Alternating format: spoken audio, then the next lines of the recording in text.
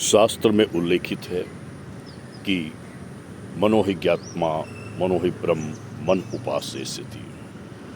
मन ही ऐसी आत्मा है जो उस परमात्मा के साथ हमारा तारतम्य संलग्नता रखता है। हमको मन से ही व्रत रहना चाहिए, क्योंकि हमारे विचारों की फैक्ट्री में न जाने कितने विचार आते रहते हैं, उत्पन्न होते हैं और एक संग्रहित होते रहते हैं। एक कोलाहल सा हमारे मन के भीतर चलते रहता है।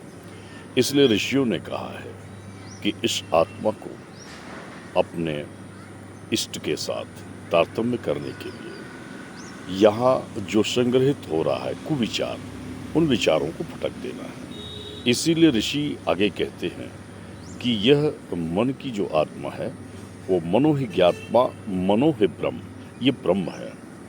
और इस ब्रह्म से मन का तारतम्य कर देने के तत्पश्चात यही आपकी उपासना है, यही व्रत का आपका संकल्प है। और इस संकल्प लेने के तत्पश्चात आप देखेंगे कि आपकी अंतर चेतना में, आपके अवचेतन में वह एक नए सकारात्मक विचारों को आमंत्रित करता है और उनका प्रवेश होता है। नकारात्मक विचारें, नकारात्मक भावनाएं स्वयं ही अपने से परे होती जाती रहती हैं। और यही तो पवित्रता है, क्योंकि पवित्र भाव से यदि हम इस मन को रखेंगे तो ब्रह्म के साथ वह जुड़ते जाएगा। और ब्रह्म एक स्वयं पवित्र ऊर्जावान है, जिसके साथ यदि हम अपनी मन को, अपनी अतीन्द्रिय को, अपने उन ज्ञानेंद्रियों को, कर्मेंद्रियों को भी अपने यदि संलग्नता में रखें तो हम यह व्रत करते करते ऐसी उपासना पद्धति में पहुंच जाते हैं कि हमारी यह आत्मा उस ब्रह्मांड से जुड़ जाती है।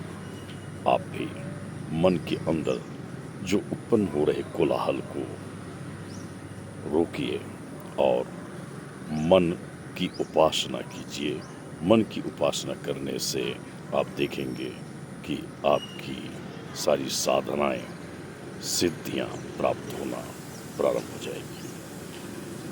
क्योंकि साधक को अपने साधन पे ध्यान नहीं देना है, साधक को अपने सिद्धियों पर ध्यान देना है। उसका लक्ष्य होना चाहिए कि मुझे इष्ट की कृपा प्राप्त हो।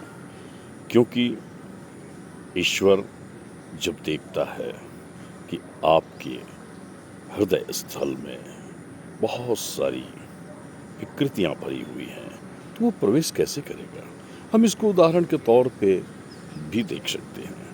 कभी कभी हम देखते हैं कि मंदिर के अंदर गर्भगृह में वहाँ जो कर्मकांड के उपचार किए जाते हैं बड़ी पवित्रता के साथ करते हैं, क्योंकि गर्भगृह में भगवान का वास, ऐसा हम मानते हैं।